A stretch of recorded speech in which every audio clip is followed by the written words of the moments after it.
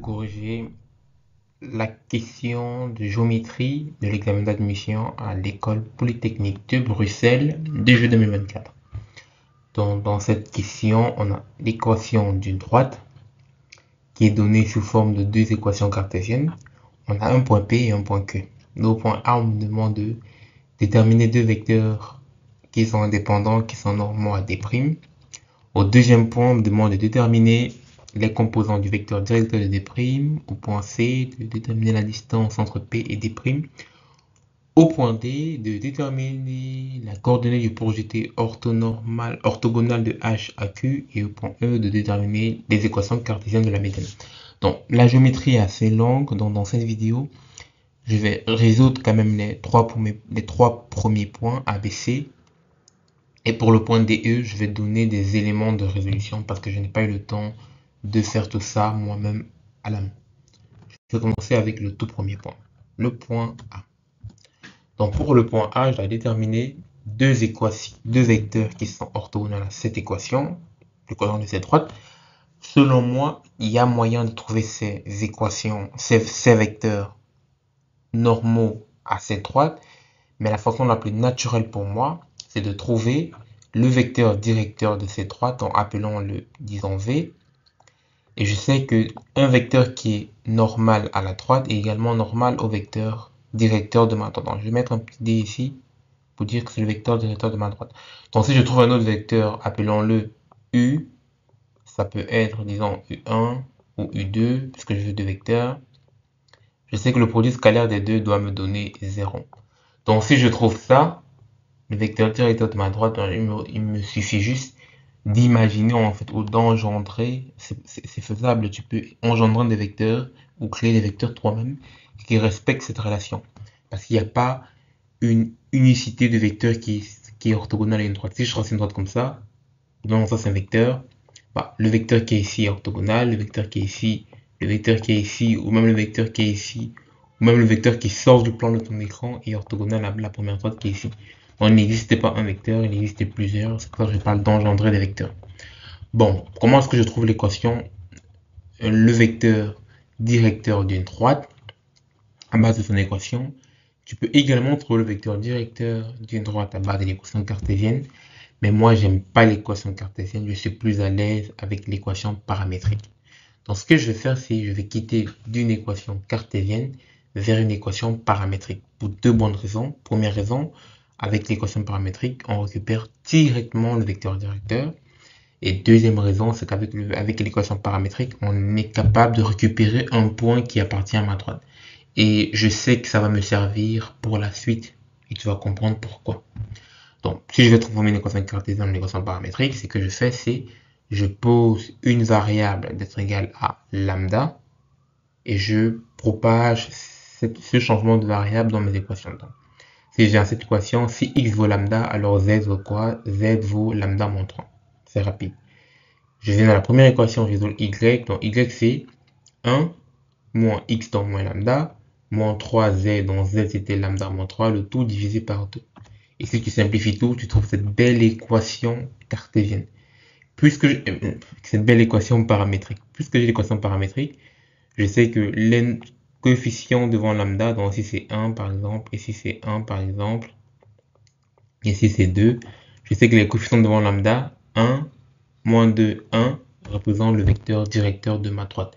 Et en plus, un vecteur directeur n'est pas unique. Donc, ça veut dire quoi, n'est pas unique? Si tu as une droite comme ça c'est une droite. Disons, c'est ma droite D'. Elle s'étend dans tout l'espace 3 dimensions.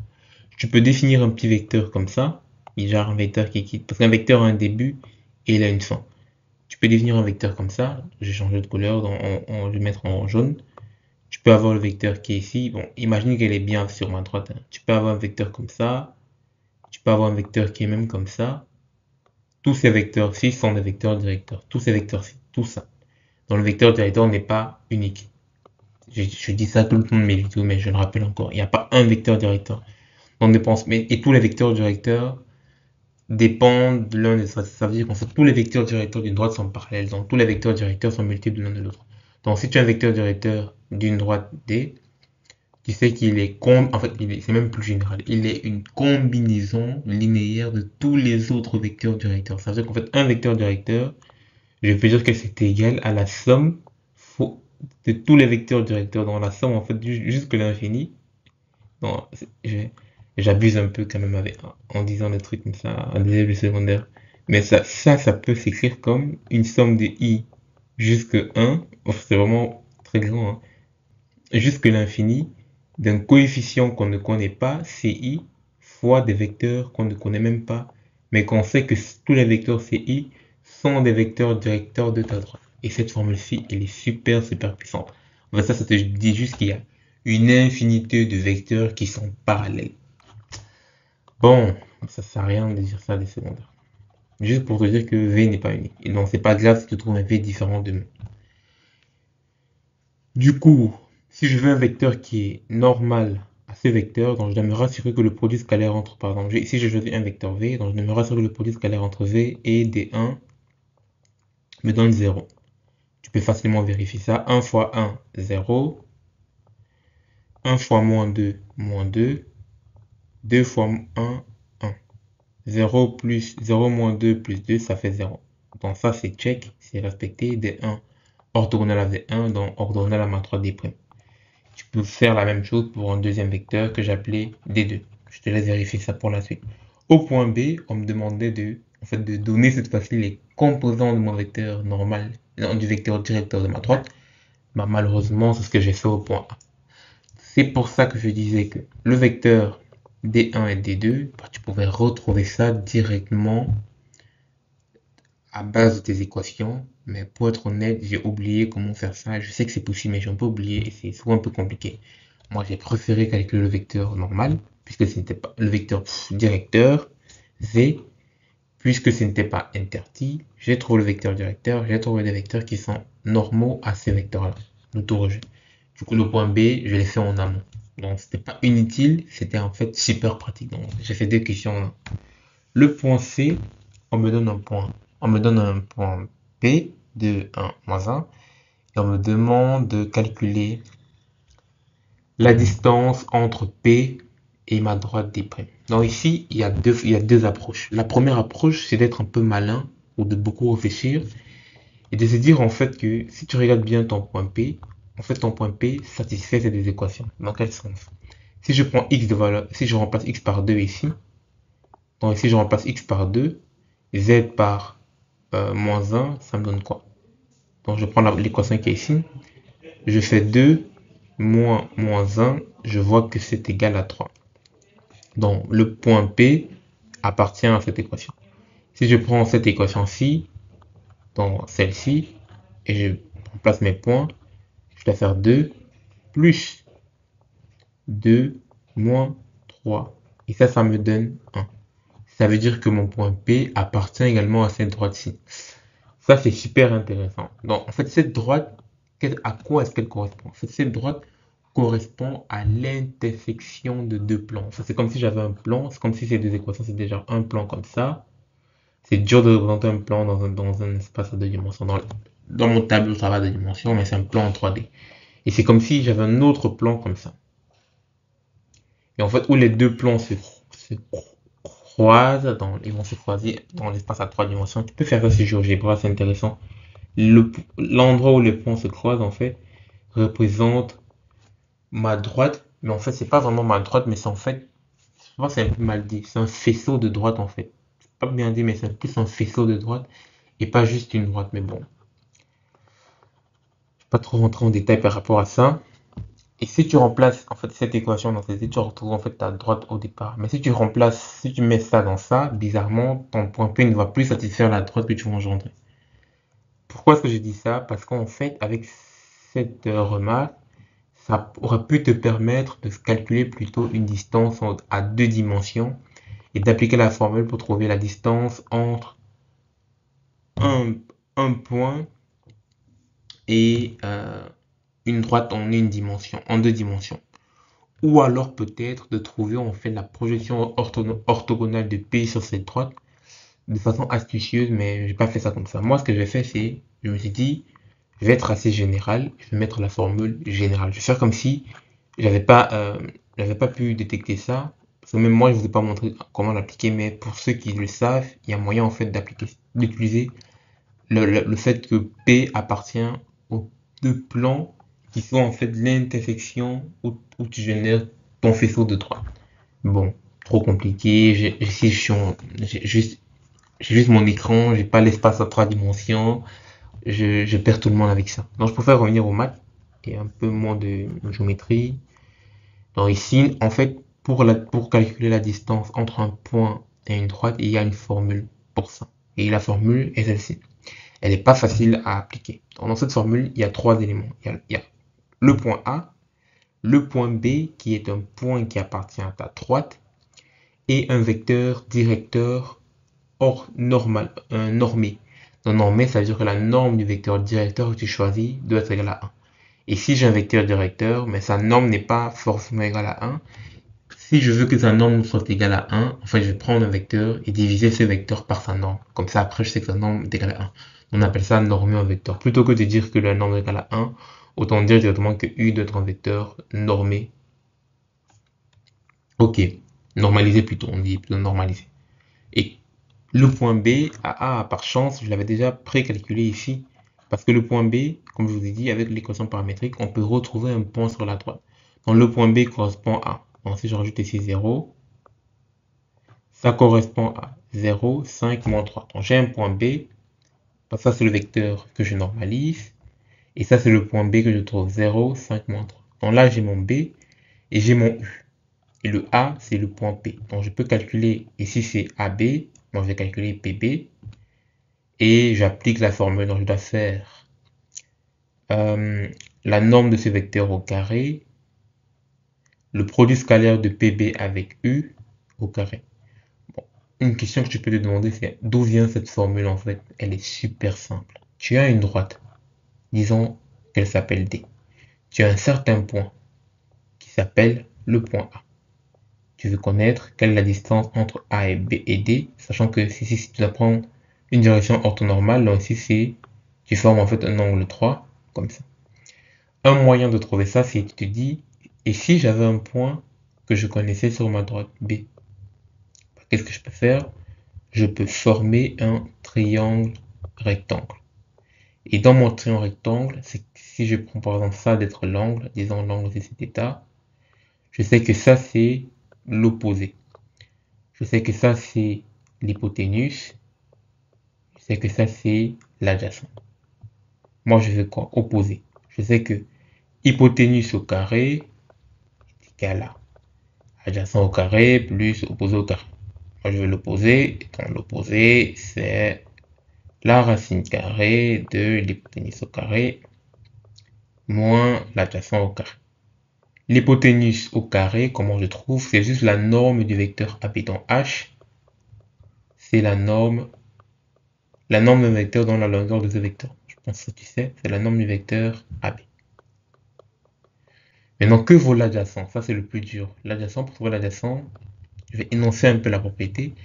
L'adjacent qui se trouve ici, en fait, pour trouver ça, ce que je peux faire, c'est je peux calculer ce qu'on appelle une projection orthogonale, non, une projection d'un vecteur sur un vecteur normal. Donc, l'application simple de ça, c'est en fait de se dire que si tu veux projeter un vecteur sur une direction, tu fais juste ce vecteur produit scalaire avec la direction que tu choisis. Mais cette direction d'être juste normée, pas forcément orthogonale, juste normée. Et normalement, ce que je dis, en fait, tu appliques ça tous les jours. Tu appliques ça tous les jours ou tu me poseras la question. En fait, tu appliques ça tous les jours quand tu appliques la formule de Socatoire. Socatoire, en fait, dans Socatoire, tu as un truc, un rayon R. Tu as un vecteur R. Toi, en fait, tu limites ton vecteur comme ça. Et généralement, je pense que souvent un peu en physique, tu fais ça quand tu calcules les composantes. Là, tu as la direction Y et la direction en X. Ce qu'on ne vous dit pas, c'est qu'en fait, X et Y, en fait, ce qu'on ne vous dit pas en secondaire, c'est que quand je trace les axes, en fait, les axes X et Y sont des vecteurs. Ce sont des vecteurs qui sont orthonormés, c'est-à-dire orthogonales, parce que Y est orthogonal à X, et ils sont normés. Ça veut dire que la norme de ton vecteur qui suit ces directions est égale à 1. Du coup, si je veux la direction qui est ici, je vais tout simplement dire que c'est le vecteur R produit scalaire avec le vecteur 1x. Mais le produit scalaire entre deux vecteurs, c'est quoi? C'est la norme des vecteurs. La norme de R, c'est R. La norme de 1x, puisqu'il est normé, en fait, c'est 1 fois le cosinus de l'angle entre les deux. Donc, ça revient à écrire 1, ça revient à écrire R cos θ. Donc, faisant ça, en fait, tu as projeté ce vecteur sur celui-ci. C'est d'où vient le AB produit scalaire avec E. En réalité, U n'a même pas vraiment besoin en fait d'être normalisé. Parce que de toute façon, dans le produit scalaire, sa norme apparaît d'une certaine façon. Mais bon, si je reviens au produit scalaire, mais si tu sais, oui, c'est vrai que ok, si tu normalises pas, tu dois connaître l'angle entre les deux. Donc l'avantage de normaliser, c'est juste que voilà, tu prends exactement la norme, tu multiplies les composantes, tu t'en fous de l'angle, mais quand tu appliques Stochatoire en fait, plutôt Stochatoire vient de Pythagore. Pythagore vient de la projection d'un vecteur sur une base normée. Même pas forcément normée, c'est juste projection de vecteur sur une autre base. Je pense que c'est normé, mais si tu réussis l'examen en Polytech, tu vas voir cette propriété. Je pense en première année en Polytech. Oui, première année dans les cours de géométrie. Tu vas voir ça en première année et tu vas généraliser ça en deuxième. Et tu vas même encore aller plus loin en troisième année quand tu vas voir ce qu'on appelle les polynômes orthogonaux avec des... Non, je m'arrête ici, je ne vais pas aller trop loin. Je déborde toujours dans mes explications, désolé. Revenons à ce calcul-ci. J'ai un peu expliqué d'où vient cette formule parce que je trouve que c'est un peu dommage de juste taper des formules comme ça. Pourtant, elles sont simples à comprendre. Donc moi, j'ai appliqué la formule, j'ai eu ça, je peux checker mon calcul, s'il est bon ou pas. Je fais tout le temps des fautes de calcul, mais cette formule, elle est bonne, elle est correcte. Et ce que j'ai appliqué ici ne m'a pas l'air faux. Ensuite, pour le point D, on me demande de trouver la projection orthogonale du point Q. Donc là, disons ici, c'est plutôt Q. Je veux la projection orthogonale. C'est super long à faire, je t'avoue. Je ne vais pas te mentir, c'est très long à faire. Pour faire ça, tu dois d'abord avoir l'équation cartésienne de ta droite sous cette forme-ci. Bon, elle n'est pas compliquée parce qu'ici, AX, YA, ZA, tu l'as. En fait, c'est les composantes de B. Dans ton point A, en fait, c'est le point B. C'est pour ça que mon équation paramétrique, c'était pas inutile parce que le point A ici, c'est ton point B, en fait. Et les coordonnées de U1, U2, U3, c'est les coordonnées de ton vecteur directeur. Et XP, YP, ZP, c'est les composantes du point Q. Ensuite, tu dois résoudre ce système d'équations. Donc, le livre de référence et en commentaire, tu trouveras toutes les formules et tout le cours complet de la géométrie. Donc, tout ce que j'explique ici se trouve dans le livre de référence. Le livre de référence se trouve sur Polytech School. Tu parles dans Polytech School, tu vas trouver le livre de référence avec le cours. Et tu appliques juste ça, tu résous le système d'équations. Normalement, c'est pas compliqué. Il y aura un truc qui va être simplifié, un truc comme ça. Donc, c'est pas trop complexe, a priori. Surtout au niveau de x. Parce qu'ici, tu auras 0. Donc, ça peut être facile, difficile. Pour le point E, je devais trouver l'équation de la médiane partant du point P du triangle PQH. Donc, supposons que tu avais trouvé le point H qui était la projection orthogonale du point P. Du coup, je te dis, je pars de ma droite. Je pars de mon point. Je sais que le point H était la projection orthogonale de mon point Q. Donc, ceci est vrai. Bon. Une chose que j'ai abusé, c'est ta droite n'est pas forcément comme ça. La droite peut bien rentrer dans le plan ou bien peut avoir une direction un peu bizarre, mais ici, comme j'ai juste un écran avec moi, je ne sais pas faire mieux. Désolé. Je ne peux pas représenter une droite en 3 dimensions dans un plan à 2 dimensions parce que je travaille avec un écran. J'espère que dans le futur, on pourra travailler dans l'espace, faire des maths dans l'espace parce que c'est un peu trop compliqué la géométrie parce qu'on n'a pas une bonne vision. Franchement, désolé, il faut s'y faire. Et j'ai un point P, et là c'est où j'abuse encore parce que là je suppose que le point P est dans le même plan que Q et H. C'est pas du tout ça. Le point P peut rentrer dans le plan, sortir dans le plan, mais je sais que le point P appartient aux deux plans qu'il y a ici. C'est installé, c'est quoi ça? Je sais que le point P appartient aux deux équations qu'il y avait ici. Donc, d'une certaine façon, en fait, le point P, ça on ne nous a pas dit, mais le point P, en fait, est tout le temps parallèle à ta droite des prix. Tu peux essayer, tu peux... est-ce qu'on a encore le point P? Il était où le point P? Je ne l'ai pas représenté, malheureusement. J'ai vraiment tout calculé. Le point P, oh, ici, on l'a, voilà. Si tu prends le point P, ici, et tu regardes, je pense, je suis pas trop sûr de ce que je dis, parce que le point P n'est pas parallèle à ça, non. Non, non, non, ça c'est un point, il faut un vecteur plutôt. Oh non, c'est impossible, mais je pense que j'ai testé, mais je suis pas trop sûr, mais ce que je sais, c'est